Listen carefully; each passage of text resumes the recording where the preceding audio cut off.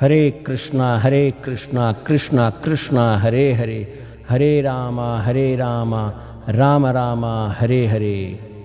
आप सुन रहे हैं द साइंस ऑफ भक्ति और मैं हूं पंकजाक्ष माधवदास।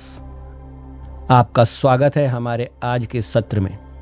आज हम बात करेंगे एक बहुत ही गंभीर और गहरे विषय पर। आज के समाज का तथाकथित धर्म और वास्तविक शुद्ध धर्म में क्या भेद है। आज के वर्तमान समय में अनेकों धर्मों ने अपना वर्चस्व बना लिया है। कहीं कहीं अनदेखा सा और कुछ मामलों में स्पष्ट रूप से एक धार्मिक संघर्ष सब धर्मों के बीच चल रहा है। परंतु दुख यह है कि कोई भी वर्तमान का तथाकथित धर्म यह नहीं बता पाता कि शुद्ध धर्म क्या है। आप स्वयं विचार कीजिए। कोई व्यक्ति पूरे जीवन मंदिर, मस्जिद और चर्च जाता है, लेकिन उसके मन में दूसरे धर्म के व्यक्ति के लिए द्वेष हो, तो क्या वह धार्मिक है या वह सिर्फ रूढ़ी विचारधारा का पालन कर रहा है। आज के समाज में धर्म का नाम लेकर लोग झंडे उठाते हैं, नारे लगाते हैं, परंतु प्रेम और शांति सब जगहों से विलुप्त होती जा रही है। तो प्रश्न यह उठता है कि शुद्ध धर्म क्या होता है और वह कैसे आज के समाज के धर्म से भिन्न है। सबसे पहले तो यह बात समझनी होगी कि शुद्ध धर्म किसी विशेष संप्रदाय के धार्मिक सिद्धांतों का सूचक नहीं है।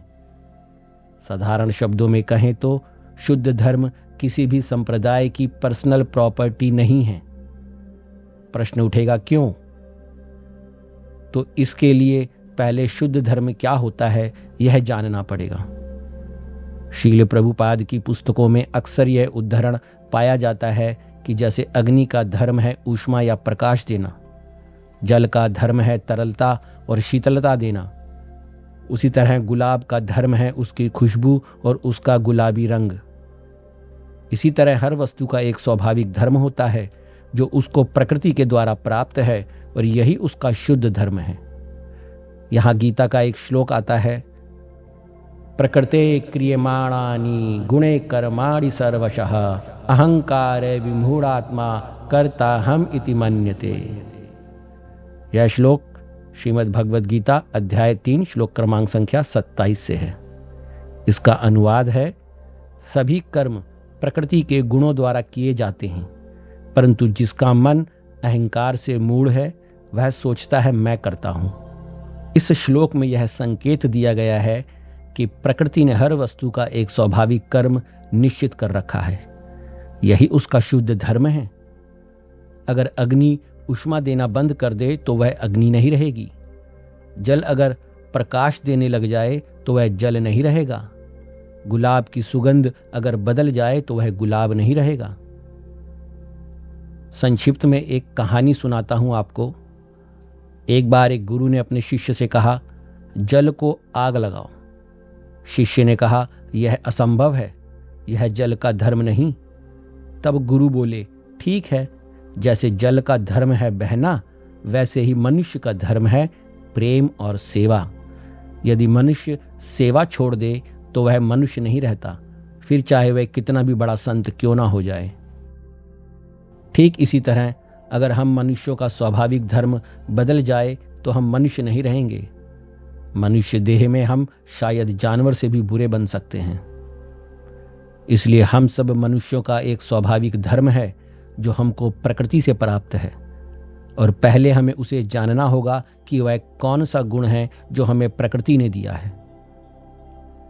आचार्य द्वारा इस विषय पर बहुत शोध यानी रिसर्च करने के बाद वह इस निष्कर्ष पर आए, और यही निष्कर्ष सभी वैष्णव शास्त्रों में भी पाया जाता है कि मनुष्य का स्वाभाविक धर्म जो उसे प्रकृति से प्राप्त है वह है सेवा का धर्म। मनुष्य हमेशा किसी ना किसी रूप में किसी ना किसी की सेवा में लगा रहता है। मनुष्य या तो अपने परिवार की सेवा में रहता है, या फिर अपने व्यवसाय पर अपने मालिक की सेवा में रहता है, या तो वह समाज की सेवा में रहता है, या फिर किसी विशेष समुदाय की सेवा में। और जब वह किसी की सेवा में ना हो तो वह स्वयं की इंद्रियों की भौतिक पूर्ति की सेवा में लगा रहता है, मगर सेवा में ही रहता है। भागवतम स्कंद 11 अध्याय 21 श्लोक क्रमांक संख्या 2 में कहा गया है, सवे सवेधिकारे या निष्ठा सह गुणा परिकीर्तितः। अर्थात अपने अपने कर्तव्यों में जो निष्ठा है वही गुण कहलाता है। मनुष्य का कर्तव्य ही सेवा है, यही उसका सबसे बड़ा गुण है और इसीलिए सेवा करना मनुष्य का स्वाभाविक धर्म है। और अगर आप गहराई से विचार करेंगे तो पाएंगे कि हम सबको सुख, प्रसन्नता और संतुष्टि भी सेवा करने से ही मिलती है। नहीं तो कोई गरीबों, असहायों और जरूरतमंदों की सहायता ही ना करे। तो सार ये निकला कि मनुष्यों का शुद्ध धर्म सेवा करना है। अब प्रश्न उठ सकता है कि किसकी सेवा करना मनुष्यों का धर्म है? इस प्रश्न के उत्तर के लिए हमें वैदिक साहित्य की ओर देखना पड़ेगा। लब्ध्वा सुदुर्लभमिदं बहुसंभवान्ते मनुष्यम अर्थदम नित्यमपीह धीरा तूणम यतेतना पतेदनु मृत्यु यावा निश्रेयसाय विषया खलु सर्वत स्यात्। श्रीमद् भागवतम स्कंद 11 अध्याय 9 श्लोक क्रमांक संख्या 29 में वर्णन है कि मनुष्य देह जीव को इस जगत में निर्वाह के लिए नहीं बल्कि मुक्ति के लिए प्राप्त है। मनुष्य देह का एकमात्र लक्ष्य इस भौतिक जगत से निकलकर पुनः उस स्थान पर जाना है जहां से जीव इस जगत में आया है। हम सब जीव इस मनुष्य देह में सिर्फ इसी उद्देश्य के लिए हैं, वरना हमारा सबका अंतिम गंतव्य तो इस भौतिक जगत के परे है। श्री गीता अध्याय 2 श्लोक क्रमांक संख्या 40 का एक श्लोक बहुत सांत्वना देता है। नेहाभिक्रमो नास्ति प्रत्यवायो न विद्यते स्वल्पमप्यस्य धर्मस्य त्रायते महतो भयात्। अर्थात इस मार्ग में किए गए प्रयत्न का नाश नहीं होता और ना ही कोई विघ्न हानि पहुंचा सकता है। इस धर्म का थोड़ा सा भी पालन व्यक्ति को बड़े भय से बचा लेता है, क्योंकि हम स्वभावतः आध्यात्मिक प्रकृति के हैं और आध्यात्मिक प्रकृति के होते हुए हम उस परम सत्य जो सर्वश्रेष्ठ और जो संपूर्ण आध्यात्मिक तत्व है उसका अंश हैं। और वह परम सत्य भगवान श्री कृष्ण का ज्योतिर्मय प्रकाश पुंज है। वह परम सत्य भगवान श्री कृष्ण के शरीर से निकलने वाली आभा है।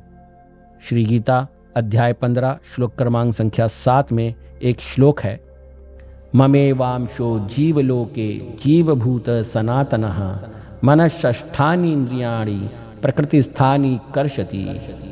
इस श्लोक में भगवान श्री कृष्ण कह रहे हैं कि इस सांसारिक जगत के सभी जीव मेरे ही अनंत अंश हैं, सनातन हैं, परंतु मन और 6 इंद्रियों को लेकर प्रकृति के अधीन हैं।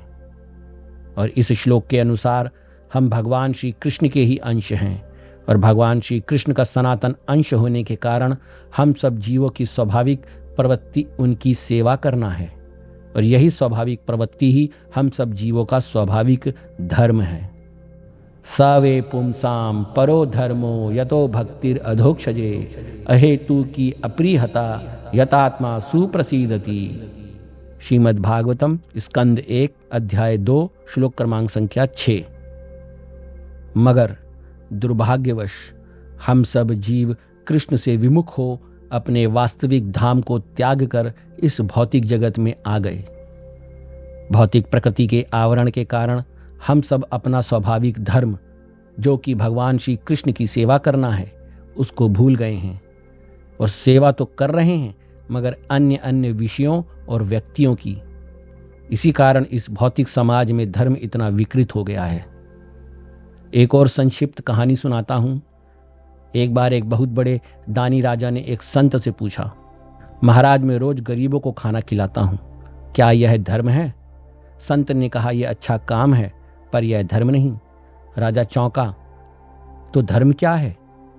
संत बोले, जब तुम गरीब को खाना खिलाते हो बिना यह सोचे कि वह किस जाति या धर्म का है और उस गरीब को भगवान से संबंधित देखते हो तब वह धर्म बन जाता है। बिना भगवान की भावना के यह केवल लोक सेवा है, शुद्ध धर्म नहीं है। और इसलिए हमने पहले कहा था कि मनुष्य देह में जीव का स्वाभाविक धर्म किसी भी संप्रदाय के तथाकथित धर्म का सूचक नहीं है। जीव का स्वाभाविक धर्म जो उसे प्रकृति से प्राप्त है वही शुद्ध धर्म है। और यह शाश्वत परमेश्वर के साथ हम सब जीवों के शाश्वत संबंध का सूचक है। और इस शुद्ध धर्म का ना तो कोई आदि है और ना ही कोई अंत। और क्योंकि भगवान की तरह जीव भी शाश्वत है, इसलिए जीव के इस शुद्ध धर्म को सनातन धर्म भी कहते हैं। इस सेवा करने के सनातन धर्म को जीव से कभी भी अलग नहीं किया जा सकता। आप स्वयं विचार कर देखिए, आप पाएंगे कि मनुष्य अपने निजी स्वार्थ या मनोभावना के कारण अपना तथाकथित धर्म बदल लेता है। हिंदू मुस्लिम बन सकता है, मुस्लिम क्रिश्चियन बन सकता है और क्रिश्चियन हिंदू धर्म अपना लेता है, मगर किसी भी परिस्थिति में जीव का सेवा करने का स्वाभाविक धर्म नहीं बदलता। स्वयं विचार करिए। आपके मन में प्रश्न आएगा कि यह जीवों का स्वाभाविक धर्म जिसे हमने शुद्ध धर्म कहा, यह जीवों में कब और कैसे पाया जा सकता है? तो उत्तर में हम कहेंगे कि इसी जीवों के शुद्ध धर्म को इसकी शुद्ध अवस्था में वैष्णव धर्म कहते हैं। शुद्ध अवस्था में जीव जब इस भौतिक प्रकृति के बंधन से मुक्त रहता है, तब यह शुद्ध धर्म जीव में उजागर होता है। बिना किसी भौतिक गुणों के प्रभाव के एकदम विशुद्ध प्रेम के रूप में प्रकट होता है। भागवतम स्कंद 11 अध्याय 2 श्लोक क्रमांक संख्या 45 के अनुसार सर्वभूतेषु यः पश्येद भगवत भावमात्मनः भूतानि भगवत्यामन्येष भगवतोत्तमः। अर्थात जो सब प्राणियों में अंश रूप से भगवान को देखता है और भगवान में सब प्राणियों को देखता है, वही सबसे उत्तम भागवत है। यही वैष्णव धर्म की शुद्ध अवस्था है। इसको थोड़ा समझते हैं। भौतिक प्रकृति के प्रभाव के कारण जीव का सेवा धर्म उसके निजी स्वार्थ के रूप में अन्यों के प्रति विकृत प्रेम में बदल जाता है और जीव इस विकृत प्रेम की तुष्टि अन्य भौतिक वस्तुओं की प्राप्ति या किसी अन्य मनुष्य के ऊपर स्वामित्व की प्राप्ति या किसी विशेष भौतिक अवस्था की प्राप्ति से करता है। मगर इसीलिए मनुष्य शुद्ध धर्म से अनजान कभी भी सच्चा प्रेम, विशुद्ध प्रेम नहीं पा पाता। अब आप प्रश्न करेंगे, तो क्या शुद्ध धर्म के द्वारा जो परिलक्षित विशुद्ध प्रेम है, उसके लिए क्या हम इस भौतिक जीवन को जीना छोड़ दें? यह सब जो कुछ हमने जीवन में जोड़ा है, उसका त्याग कर दें? नहीं, आपको ऐसा कुछ नहीं करना है। श्री गीता अध्याय 6 श्लोक क्रमांक संख्या 1 स्पष्ट करती है, अनाश्रितः कर्म फलम कार्यम कर्म करोति यः स सन्यासी च योगी च न निरअग्नि चाक्रियः। अर्थात जो कर्म फल के आश्रय के बिना कर्तव्य कर्म करता है, वही सन्यासी और योगी है, ना कि वह जो अग्नि का त्याग कर दे या क्रियाओं का परित्याग कर दे। शारीरिक, मानसिक और सामाजिक जितनी भी विधियां हैं, वह सब भौतिक स्वभाव की हैं। जब तक मनुष्य देह है, इनका कभी भी पूर्ण रूप से त्याग नहीं किया जा सकता। इसलिए इस भौतिक जगत में रहते हुए इन भौतिक विधियों का उपयोग करना चाहिए, ताकि इस भौतिक जगत से मुक्त हुआ जा सके। अचानक से सब कुछ छोड़ देने से तो स्वयं की मनोवृत्ति इस भौतिक बंधन को और मजबूत कर देगी। इससे तो सावधान रहना है। भौतिक विधियों का परित्याग नहीं, उनका सदुपयोग करना है, ताकि मनुष्य देह के लक्ष्य को प्राप्त किया जा सके। इसी जीवन में इस भौतिक जगत का उपयोग कर इस भौतिक जगत से मुक्त हुआ जा सकता है। अब आपके मन में प्रश्न आएगा कि इस भौतिक जगत का उपयोग कैसे करें? हम अच्छे से जीवन जी सकें, इसके लिए धन आता रहे, तो कोई ना कोई कार्य करना आवश्यक ही है। यह शरीर बिना पाप पूर्ण कर्म किए जीवन यापन करता रहे, इसी के लिए वैदिक शास्त्रों द्वारा इस संसार में एक आश्रम ग्रहण करने की आवश्यकता पर बल दिया गया है। चाहे विवाह कर दाम्पत्य जीवन के लिए घर में रहना हो, नैष्टिक ब्रह्मचर्य या संन्यास ग्रहण करना हो, प्रत्येक दशा में कोई ना कोई आश्रम स्वीकार करना ही होगा और यह आश्रम के अनुकूल एक समाज की रचना भी करनी पड़ेगी। जीव चाहे घर में रहे, वन में रहे या वैकुंठ में रहे, वह सदा सर्वदा सामाजिक है। बस अंतर यह होगा कि जिस समाज में वह रह रहा है, उस समाज की दिशा किस तरफ है। वैष्णव समाज शुद्ध धर्म की वृत्ति में रहता है और तथाकथित समाज अपनी इच्छाओं और इंद्रियों की तृप्ति की वृत्ति में रहता है। वैष्णव समाज का एकमात्र उद्देश्य भगवत प्रेम की ओर लक्षित होता है और साधारण समाज का उद्देश्य स्वार्थ प्रेम की पूर्ति में लिप्त रहता है। साधारण समाज के लोग शरीर पोषण, इंद्रिय सुख, राजनीति, भौतिक विज्ञान जो इंद्रिय तृप्ति को बढ़ावा दे, बस इसी में उनका सारा ध्येय रहता है और इन सब जड़ प्रयासों से उत्पन्न निराशा, कलेश और संताप से राहत पाने के लिए क्षणिक सुख ढूंढता रहता है। और इसी क्षणिक सुख के लिए कुछ लोग आत्महत्या द्वारा सुख की कामना करते हैं, कुछ देवी देवताओं या अन्य विधि से सुख की कामना करते हैं, या कुछ तो सब कुछ शून्य हो जाएगा, इस तरह की विचारधारा द्वारा काल्पनिक योग शैली के निर्माण में लग जाते हैं। परंतु इसके विपरीत वैष्णव समाज सब भौतिक वस्तुओं को भगवान श्री कृष्ण के अनुशीलन से जोड़ देते हैं, भागवत प्रीति को लक्ष्य कर भागवत भक्ति में लगे रहते हैं।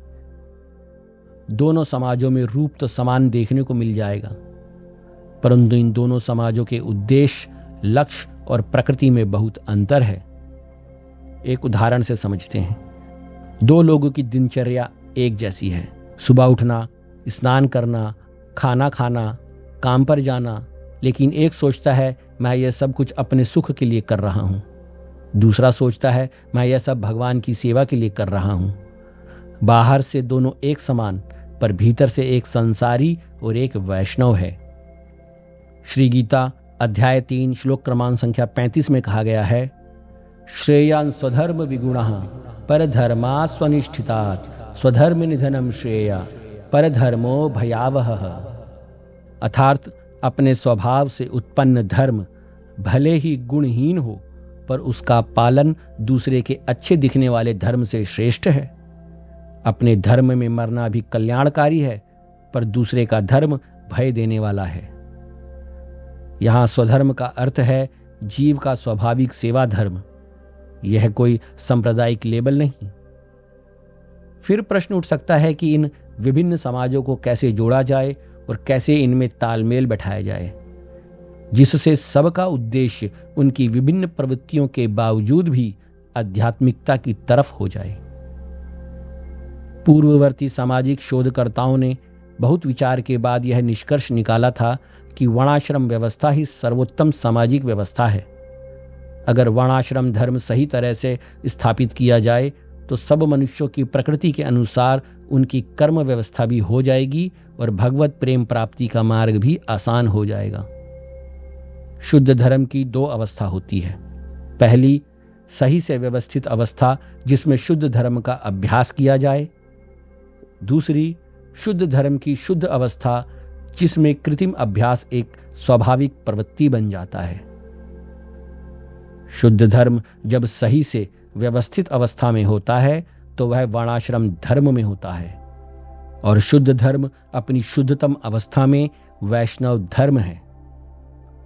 वर्णाश्रम व्यवस्था का ढांचा इस प्रकार है, मनुष्य को अपनी स्वाभाविक प्रवृत्ति के अनुसार कोई एक वर्ण और अपनी अवस्था के अनुसार एक आश्रम ग्रहण कर उसमें जीवन निर्वाह करते हुए भगवान की प्रसन्नता के लिए सब कार्य करने चाहिए। यहाँ एक बात ध्यान देने की है कि बहुत सी परिस्थितियों और कर्म से जीव के स्वभाव की रचना होती है, और उनमें से जन्म भी एक विशेष परिस्थिति है।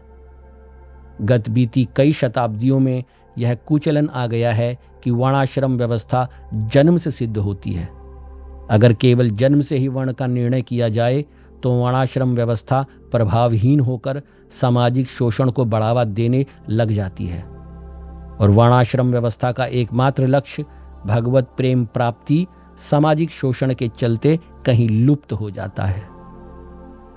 भागवतम स्कंद 7 अध्याय 11 श्लोक क्रमांक संख्या 35 स्पष्ट करता है, यस्य यलक्षणं प्रोक्तम पुंसो वर्णाभिवक्षुकम यदन्यत्रापि दृश्येत तत्र नेव विनिदीर्ष्येत।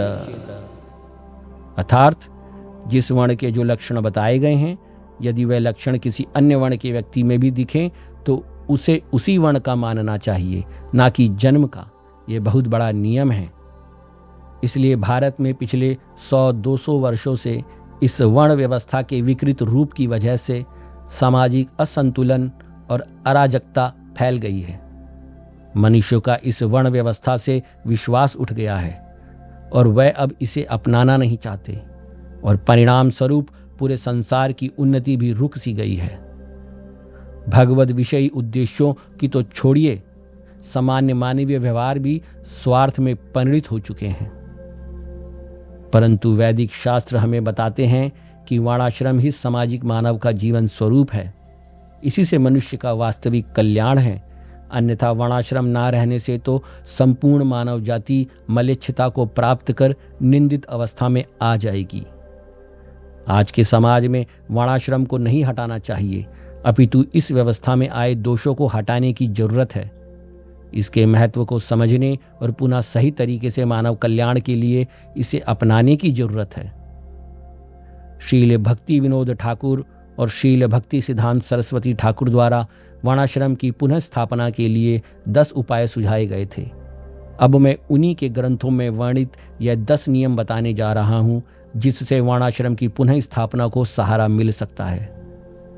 पहला नियम, केवल जन्म से ही किसी का वर्ण नहीं माना जाए।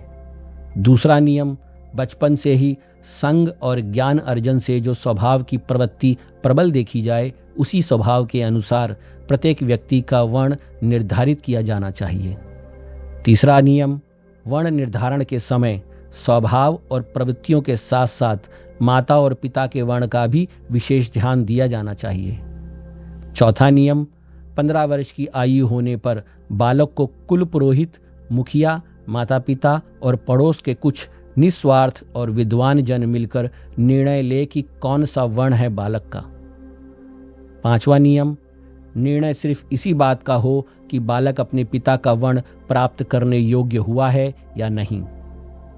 छठा नियम, और जब बालक पिता का वर्ण प्राप्त करने योग्य हो जाए तो विधि अनुसार संस्कार कर दिया जाए।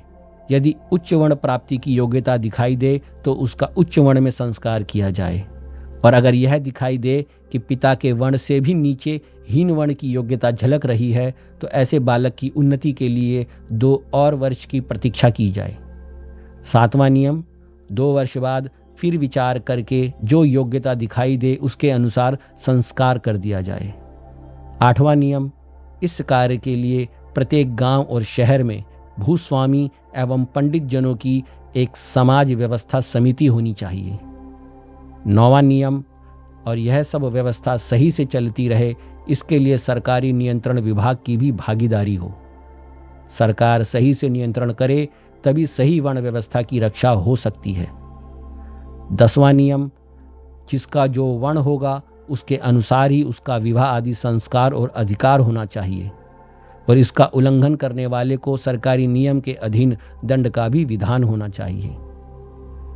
यही है वह 10 नियम जिनसे वर्ण व्यवस्था को पुनः सही रूप से स्थापित किया जा सकता है और मानव के वास्तविक कल्याण का मार्ग प्रशस्त हो सकता है।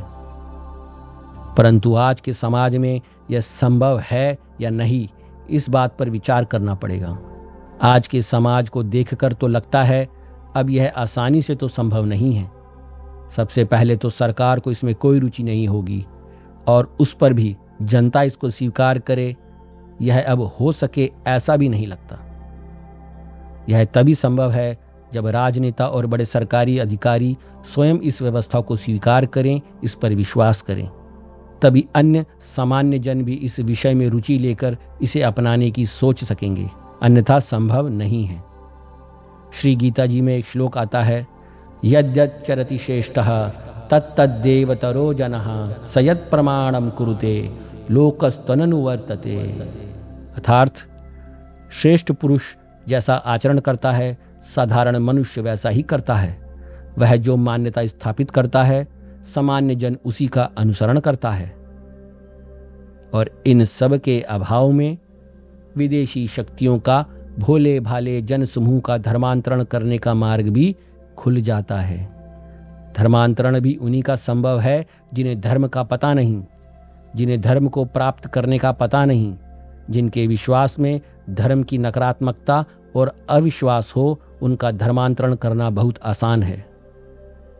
भविष्य में परिणाम यह होगा कि धर्म के आधार पर एक सामाजिक असंतुलन आ जाएगा और किसी विदेशी धर्म के प्रबल या किसी सामान्य रूप से मिश्रित होने पर वैदिक शास्त्र द्वारा बताया गया शुद्ध धर्म विलुप्त सा हो जाएगा और जीव का परम कल्याण, उसके भगवत प्रेम प्राप्ति का मार्ग हमेशा के लिए बंद हो जाएगा, या फिर सामाजिक तौर पर अस्वीकार होने के कारण उस शुद्ध धर्म के क्रियाकलापों पर प्रतिबंध लगा दिया जाएगा और कुछ स्थानों पर तो उसे दंडित भी किया जाएगा।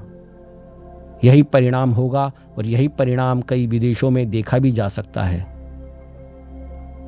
आप सबके मन में प्रश्न आएगा कि फिर इसका क्या उपाय हो सकता है। उपाय यही है कि जब तक वर्ण व्यवस्था पूर्ण रूप से पुनः समाज में अवस्थित ना हो जाए, तब तक सबको अपने अपने शुद्ध वैष्णव धर्म का पालन करना चाहिए और इसी शुद्ध वैष्णव धर्म का प्रचार और प्रसार करना चाहिए। श्री गीता अध्याय 18 श्लोक क्रमांक संख्या 65 में भगवान का वचन है, मन मना भव मद भक्तो मद्याजी माम नमस्कुरु माम वैश्यसि सत्यम ते प्रतिजाने प्रियोसी में। अर्थात भगवान कह रहे हैं, तू मुझ में मन लगा, मेरा भक्त बन, मेरी पूजा कर, मुझे प्रणाम कर, तू निश्चय ही मुझे प्राप्त होगा। मैं तुझसे सच कहता हूं क्योंकि तू मुझे बहुत प्रिय है। सभी मंगलों के स्रोत श्री भगवान ही हैं और वही सबके कल्याण के लिए मंगल विधान करेंगे, इसमें कोई संशय नहीं रखना। बस भगवत प्राप्ति के मार्ग पर स्वयं भी चलो और दूसरों को भी प्रोत्साहित करो। विभिन्न गुणों के अधीन निर्मित विभिन्न प्रवृत्तियों के लोग विभिन्न तरीकों से प्रतिक्रिया देंगे, परंतु आप शुद्ध धर्म के मार्ग पर चलते रहिए और इसी शुद्ध धर्म से आज के समाज का परम कल्याण संभव है और इसी तरीके से आज के समाज को शुद्ध धर्म, वैष्णव धर्म, भगवत प्रेम प्राप्ति के धर्म पर लाया जा सकता है।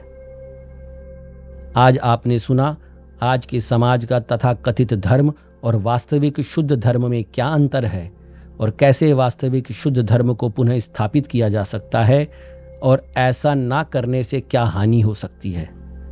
तो आज इस एपिसोड को सुनने के बाद अपने मन में एक छोटा सा संकल्प लीजिए, अब से जो भी मैं करूँगा, चाहे खाना खाऊं, चाहे काम करूं, चाहे पूजा करूं, चाहे दान दूं, सब कुछ भगवान श्री कृष्ण के लिए करूंगा। यह विचार कि श्री कृष्ण ही मेरे आराध्य हैं और मेरी हर क्रिया श्री कृष्ण की खुशी के लिए है। बस इतना सा संकल्प करना है, इतना ही काफी है शुरुआत के लिए। हरे कृष्णा। अगली बार फिर मिलेंगे एक और नए विषय के साथ। तब तक के लिए कृष्ण का नाम लीजिए और कृष्ण पर विश्वास कीजिए। हरे कृष्णा कृष्णा कृष्णा हरे हरे, हरे रामा राम रामा हरे हरे।